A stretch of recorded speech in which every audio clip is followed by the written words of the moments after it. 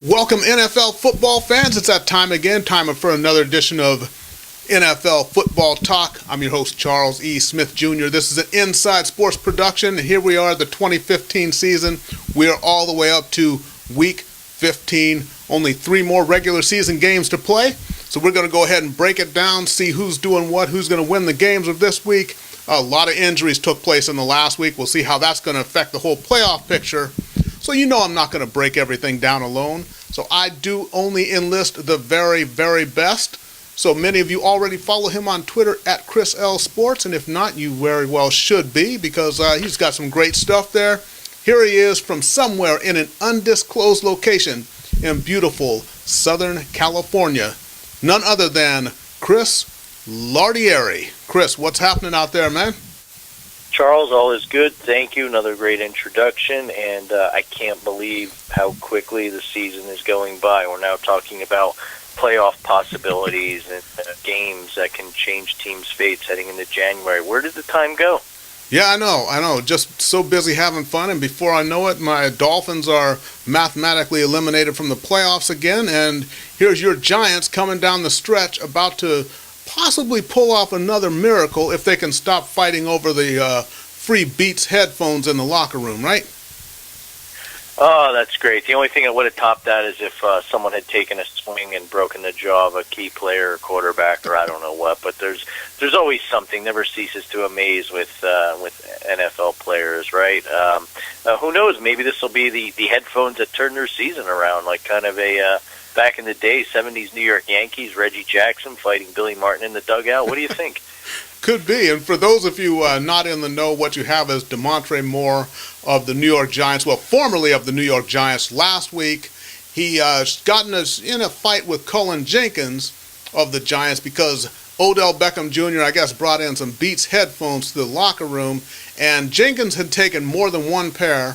So Moore winds up getting left out, didn't have them, wants to fight Jenkins for a pair of the headphones, and winds up getting cut from the team. So here you are making, about $600,000 a year, and you're willing to punch out a teammate over something that costs, $500 or maybe, I don't know, $1,000 if they were the top of the line model.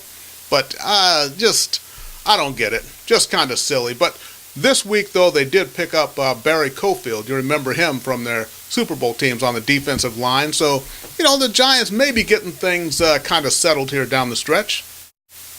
Yeah, hopefully they are. The defense wasn't as porous as they were typically, although your Dolphins still put up a 24 spot. But Eli's been playing really well, but it's unfortunate he can't also play defense, nor can OBJ. But the true test comes this Sunday in the Meadowlands with the undefeated Panthers. Yeah, I know, and that's, I look at that game, and that's one of the games we're going to pick later on there, but this could be a perfect storm situation because the Panthers are coming down the stretch. They want to be healthy for the playoffs. Jonathan Stewart's a little banged up. Greg Olson's a little banged up, so, and, if you remember way back when, what was that, in the mid-'90s when the Broncos, I think, were at 13-0 and went to the Meadowlands, and the Giants, I think, was it Dave Brown at quarterback you had there? Or Kent Danny Graham, Cannell, the great Kent guys? Graham. Oh, Kent Graham, that's Kent right. Kent Graham out of Ohio State, yeah. Dave Brown, Danny Cannell, Kent Graham. I get those three confused all the time because they were so wonderfully mediocre but kind of in the same way. But yeah, I remember that game, and they pulled a big upset, so we'll see. Giants in the month of December, we all know they are very dangerous. Yeah, they are, and they like playing undefeated teams as you hit upon, and then frankly, they're playing for their playoff lives. If they lose this game, while they won't be mathematically eliminated, they're going to face an uphill battle compared to the Redskins and the Eagles. Yeah, most definitely. And by the way, a little bit of a PSA for everybody out there. I know we're always about the X's and O's here and not necessarily. We kind of, tap into the business side a little bit, but came across a website called fieldofschemes.com. So Field of Schemes. There's also a book of the same name. That author has a website, but it talks about all of the things that go into getting these stadiums built and funded, and then when they do the upgrades and everything, how they wind up just kind of weaseling their way in and getting the taxpayer dollars into these stadiums.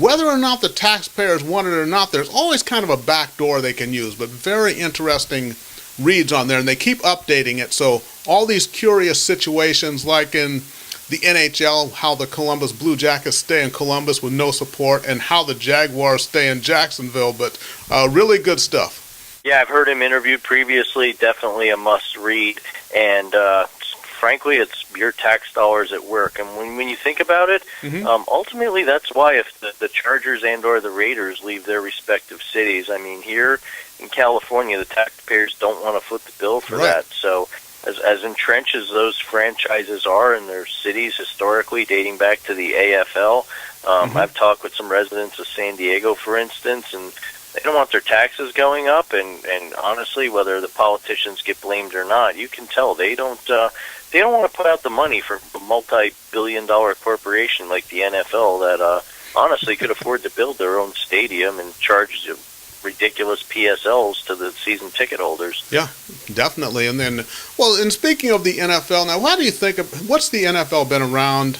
Well, I know it was kind of different sectional and regional and things before they got together and really formed the NFL, and then you had your Super Bowls and everything in the early 60s, but all these years later, Roger Goodell is now forming what could be loosely billed as a catch committee.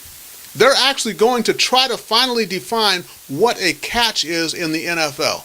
All these years, all the technology, man on the moon and everything, we still can't tell when a guy actually caught a football and when he didn't. Yeah, you know, Charles, I mean, going back even to the 70s, I remember an AFC championship game with the old Oilers and the Steelers and Mike Renfro making a catch, and they thought he was in bounds, and that was kind of the initial impetus, the push to get instant replay done. I get that, but isn't mere only in the last few years, especially with the advent of these former officials like Mike Pereira, Mike Carey interjecting in games, the football move and all these other little nuances to the rule, did they just sneak their way into the rule book in the last decade, and I missed it? Because I remember a catch used to be 2 feet have to be in, and you have to have possession of the ball, and the ground can't cause a fumble. But it's gotten like trying to read the IRS tax code at this point, and I don't know who complicated it, but you know, maybe they'll get some CSI members or forensic accountants to figure this out, because it's become, frankly, a complete and utter mess. Yeah, and now from what I understand, I guess they're able to confer with someone in the war room during these games to get help on the calls, because from what I understand, was it not the official basically had to review his own call and then make the call? But now I guess they're going to have an eye in the sky who can kind of see things and say this was a catch or it wasn't. I don't see why they don't just have all those calls going to a war room. They only have to set it up for 1 day a week and make all those calls for them. Whenever there's a review, it should be done by an outside party. Much like when goals are reviewed in the NHL, all of them are reviewed in Toronto and they say, yes, it's a goal, or no, it isn't.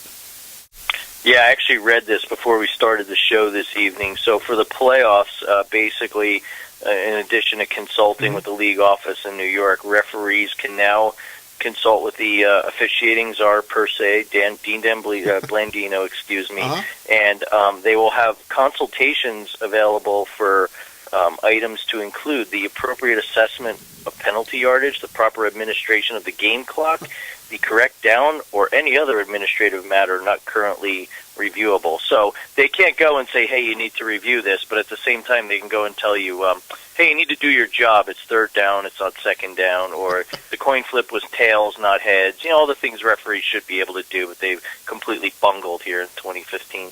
Yeah, there you go. So it should be interesting down the stretch. And by the way, everybody, I'm not a Cowboys fan, but that was a catch last year by Des Bryant in that playoff game. I'm just saying, it was a catch. It was a catch. It was a catch. Absolutely, but it just couldn't happen to a nicer team. Yeah, that's true. Now, we had the big games last week. Unfortunately, a lot more injuries.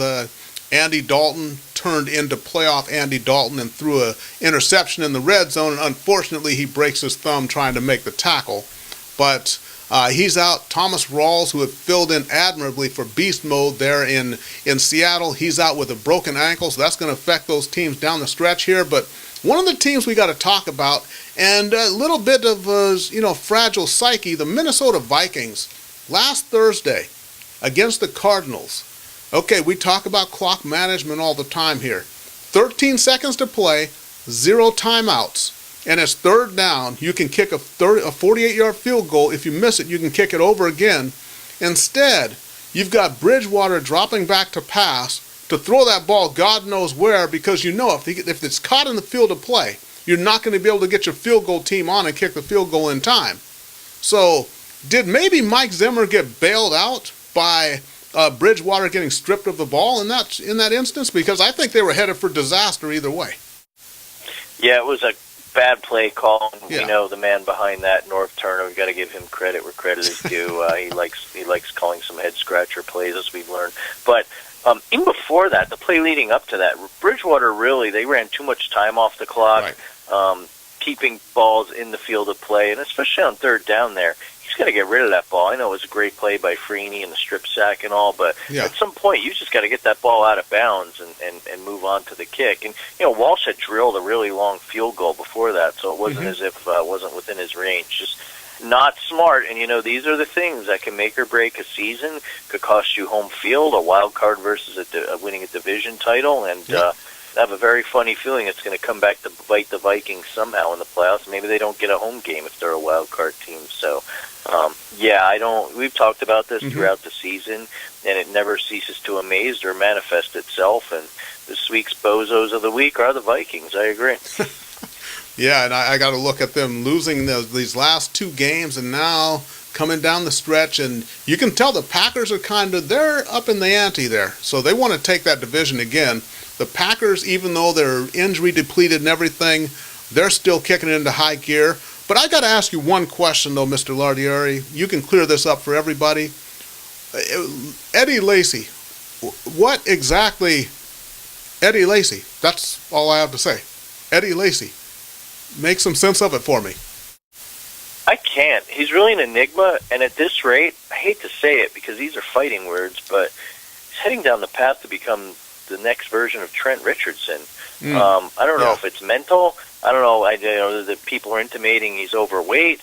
I don't know what it is, but I got to tell you, the Packers are lucky they have James Starks. I never thought I'd say that, but you look at a team like the Patriots, who's so desperate, they're calling up Steven Jackson and Monty Ball. At least they've got Starks to lean on. But at least with the Patriots, their running backs get hurt. They're not head cases. I can't figure it out. The guy's a complete mess somehow, and he's not getting the hint. He may work his way out of football sooner rather than later. Yeah, I wonder. And that was the other thing we didn't mention with the injuries. LeGarrette Blount goes down this week for the Patriots, so mercy me. And you want an 18-game season, do you, Mr. Goodell? You want 18 games? Really? And what will we have, the practice squads competing in the playoffs, or what? Yeah, we're going to have the water boy, Bobby Boucher, starting soon. I think he's given up on that, Charles. I think he just wants his new Thursday night TV deal, his streaming, and a team in London. He's kind of changed his focus here this year. All right. There we go. He can get his billions somewhere else. Okay, but at least he's being more sensible about it. So, before we get into the pick segment, Mr. Lardieri, I know you've always got something to share with everybody, so talk to me, man. What you got for everybody out there? We keep talking about this because we live in Southern California, and we're looking down the barrel of possibly having an NFL team in LA for the first time in over 20 years. But I was looking at the schedule, and I realize here in just about over a week's time, the Chargers, Rams, and Raiders could all potentially be playing their last game in their current homes. And I think the San Diego one really is starting to resonate because I think fans down there are resigned to the fact that they are leaving and are trying to get as many fans to come out to, I guess, essentially have a going-away party for the Chargers. Yeah. Everyone right now seems to think they're the leaders in the clubhouse, and the Rams now with the vote going on in St. Louis to propose a new stadium there to build a new stadium. So it's really kind of interesting. No one knows what's going to happen, but we're heading into this January vote, and frankly, it'll be be sad to see the Chargers go, because other than playing a short amount of time in L.A., they've basically only been a San Diego team. The Raiders have moved, the Rams have moved. So expecting a sad crowd playing your Dolphins Sunday down in Qualcomm. So 2 sorry teams playing before a sad crowd. It just sounds like a real downer, man. I don't know. But I think what we'll get, though, is for those of you who actually bother to watch that game, I'd say watch the final couple of minutes. I think there's going to be a standing ovation from the crowd, because everybody knows you got to thank the team for being there. You realize it's the politics of stadiums and big multi-millions and billions of dollars that are taking that team out of there, but the Chargers, an institution there for so many years, you got to thank them for being there. Yeah, and at the end of the day, can you blame the fans for not showing up? It's a dumpy stadium. There's so much of a gray cloud hanging over the team to begin with. And they stink this year. Not all their fault, but I mean, a lot of injuries, but they're just not a good team. Would you go? No. And they're playing the Dolphins, and I had the option of getting tickets, early on in the season. I didn't do it. I'm not going. And that stadium is a dump. I mean, what can you say? It's the Murph, and you can look at history and everything like that, but bottom line is, oh, my goodness. Amen. Okay. All right, everybody. So we're going to get into the picks of the week here. Now, last week, it could have been momentous because we disagreed on 4 games. The only game we agreed on, the Tampa Bay Buccaneers, they wound up losing that game to New Orleans.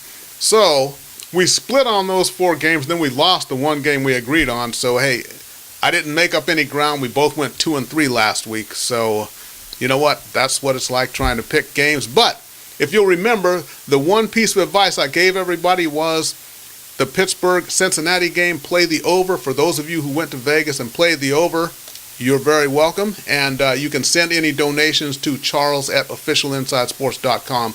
I take PayPal, everybody. I can hear your inbox blowing up as we speak. Okay, so let's get down to the games of this week. First big game, big game because of the playoff implications.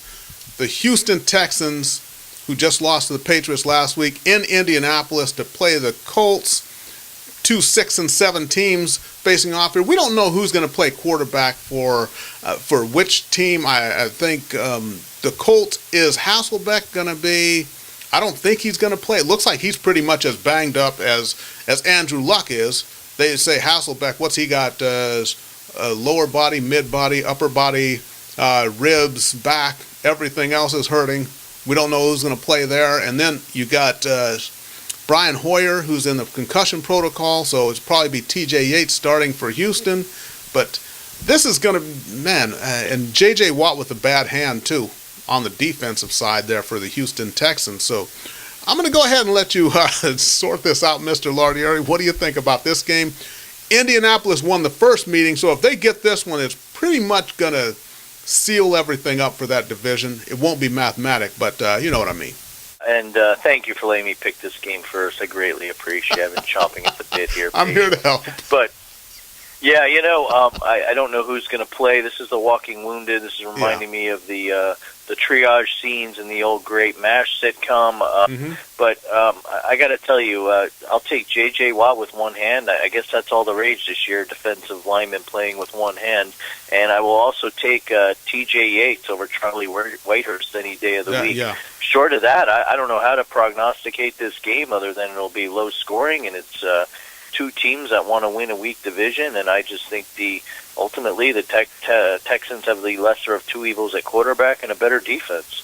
Yeah, I think you're right. And also, I didn't think I'd be saying this, but, Jadeveon Clowney might actually be coming around there on the defensive line for the Texans. And then you got Big Vince Wilfork there in the middle. So I'm going to say that, the Texans defense should be the difference in what's going to be an ugly, ugly, ugly contest. And I'm going to go ahead and go with Houston on this game as well. I like that, Charles. This game is, I know you meant it was going to be an ugly contest, but we can also change kind of the syntax of that to say this is frankly an ugly contest. Yeah, there we go. Okay, so next game we got the Arizona Cardinals, who are cruising along and in Philadelphia to face the Eagles. Eagles at 6-7. They're part of that NFC East pile the 6-7 Philadelphia Eagles, the Redskins, and the Giants. Arizona, though, you might think they might be resting players a little bit, though, when they get there. Philadelphia is desperate, but I'm going to say the weather is not going to be a factor. From what I understand, it's going to be good weather there in Philly. That shouldn't be a problem. And I just think, you know what, Arizona's got too many weapons. Philly, I think, will try to hang tough with them. In the end, I don't think they have enough to do it. So I'm going to go ahead with Arizona. You got to take the better team in this situation coming down the stretch here. What do you think? I agree with you, and I also think, in addition to that, I really don't see Bruce Arian resting guys unless they're hurt. Carson Palmer, who, I mean, let's face it, guy should seriously be considered comeback player of the year. It's a remarkable story after ripping up his knee last year. He's playing well. I think they had their mulligan game against the Vikings. They got away with one. They got the win. And honestly, let's think about it. If the Panthers slip up here, they suffer an injury, the Cardinals could conceivably go on a run and lock up home field throughout the playoffs. So there's still things to play for. And on top of that, the Eagles are up and down and up and down. I think they're the beneficiaries of Rex Ryan and his overrated coaching and his overrated team. So I will go with the Cardinals as well. Okay, there we go. No need to overanalyze that one. And speaking of Rex Ryan, his Buffalo Bills are going to be in Washington. Two teams at 6-7. One of them with a great amount of hope, which is the Redskins. The other one with very little hope, which is Buffalo. Because in that AFC playoff picture, you got Buffalo at 6-7, but ahead of them, fighting for the 2 wild card spots, you got Pittsburgh, the Kansas City Chiefs, and the New York Jets all sitting at 8-5. So it would take basically an apocalypse for 3 separate teams for the Buffalo Bills to get in there. But how do you see this one? Buffalo, and you talk about an up and down team, that is the Buffalo Bills in Washington. Washington may be looking a little bit stronger, but they've also got some chinks in the armor there. So what do you think about this game? I'm going with the Redskins. On the Bills side, I just think that that's a balloon that's deflating air, injuries, a lot of kind of disgruntledness, it seems, on the defensive side of the ball. And, you know, Redskins got a road win last week, but they're practically unbeatable at home this year. And I like the way Cousins is playing. And let's face it, the Redskins are in this. They got a big showdown next week with the Eagles, and they need this game, and I think they'll get it. All right, I'm going to go with the Redskins also, and I love seeing this the NFC East division because I don't really have a dog in the fight. You know, I just get to watch my buddies like you and wifey, who is also a big-time Giants fan, just sweat these things out. But I'm going to go with the Redskins as well for all those reasons. They got something to play for. The Bills really don't, and I think at a certain point, things just kind of, the season just comes down on top of you, and I think the Bills understand that now, and maybe a little bit of a letdown for them, but I'm going to go with Washington in this game. It's about time we agree this week, Charles. Okay. And then here you go. Now, I'll try to, you got to kind of keep your emotions out of this one. The Carolina Panthers, undefeated, 13-0, going in to play the 6-7 New York Giants. Your Giants coming off the big win in Miami. And the Giants, it's really a hard thing to say. I'm not really trying to say this just because it's your favorite team, but the Giants are a few plays away from being, what, a 10-3 team on the season. We look at the Carolina Panthers, a little banged up, as I talked about in the open. Jonathan Stewart, key position, running back. Greg Olsen, key position, that possession tight end, he's banged up as well. Could it possibly be that the Giants pull this upset here against the Carolina Panthers? I'm so tempted to go ahead and pick the Giants in this game. In fact, I'm gonna have to go ahead with the upset. I'm gonna say the Giants, they come through this week against the Carolina Panthers. The Panthers, I think, looking down the road a little bit, but this is gonna be a good game. I'm gonna go with the Giants to pull the upset here. Upset of the week, Giants over the Panthers. Tell me I'm not crazy. You're not crazy. You're just misguided. I'm going to pick the Panthers. And even though they're banged up, well, let's say their offense struggles. I mean, Greg Olsen will be coming home. He was a star high school football player in New Jersey. I don't see him missing this game. Let's say Stewart doesn't really run the ball well, or he really is in need of a break.